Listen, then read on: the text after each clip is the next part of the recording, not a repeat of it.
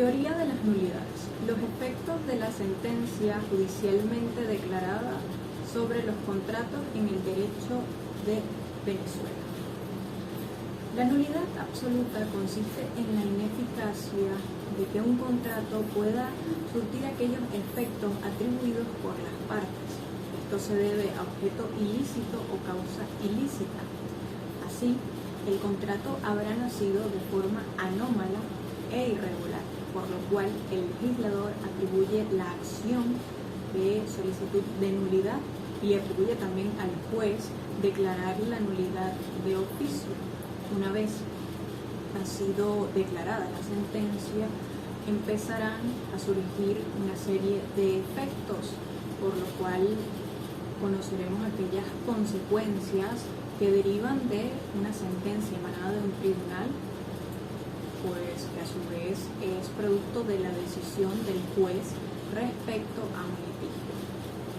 Primeramente vamos a abordar el efecto retroactivo, que va a operar de forma ex tunc, es decir, desde el momento de la declaración de la sentencia. Y este extingue el vínculo jurídico que existe entre las partes a causa del contrato que ha sido declarado nulo. Esto significa que las partes deben retrotraerse al momento antes de la celebración del contrato. Así, no tendrán por qué obligarse, ni existirá algún vínculo entre ellas. Además de este, hay otros efectos que surgirán de la sentencia de nulidad sobre los contratos y que van a depender de la ejecución o no ejecución de las obligaciones contenidas en esta. Estaríamos hablando de los efectos liberatorios y restitutorios.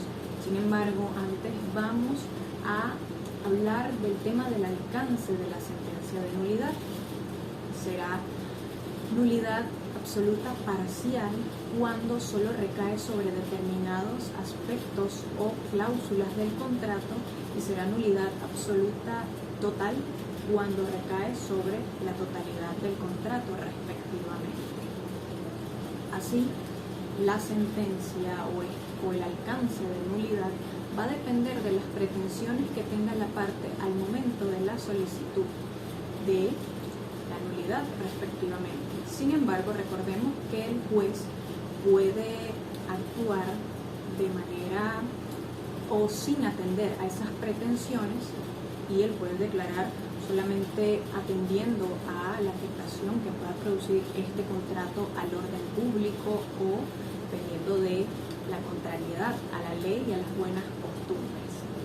Ahora sí, analizaremos en primer momento cuál es aquel efecto refiriendo a que las partes no ejecuten ninguna obligación. Se refiere esto pues al efecto liberatorio y consiste en la extinción del vínculo jurídico y de las consecuencias que hubieran derivado de la ejecución de alguna de estas obligaciones, por lo cual las partes no tendrán que obligarse a restituir alguna prestación. Caso contrario es cuando sí se han ejecutado en total o parcialmente las obligaciones contenidas en el contrato, y estaremos enfrente de efectos restitutorios que operarán respecto o entre las partes y respecto de terceros.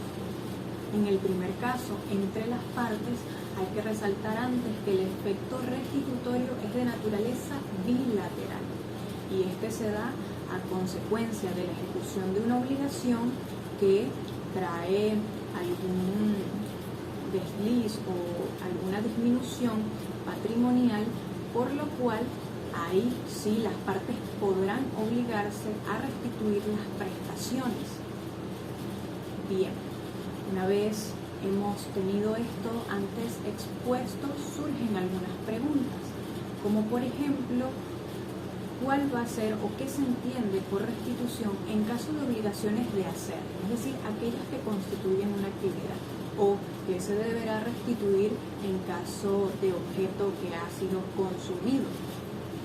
En este caso va a operar la restitución por ejecución de equivalencia económica, es decir, se deberá pagar el precio equivalente la actividad ya realizada o al objeto ya consumido. Como toda regla que es la restitución, existen sus excepciones. En primer, podemos enumerar el objeto ilícito o la causa ilícita, aunque respecto a esta segunda existe una salvedad, y es que si la parte no ha actuado de mala fe, es decir, que ella no ha causado nada para la nulidad o alguna acción, esta sí tendrá el derecho de ejercer la acción de reclamo por restitución.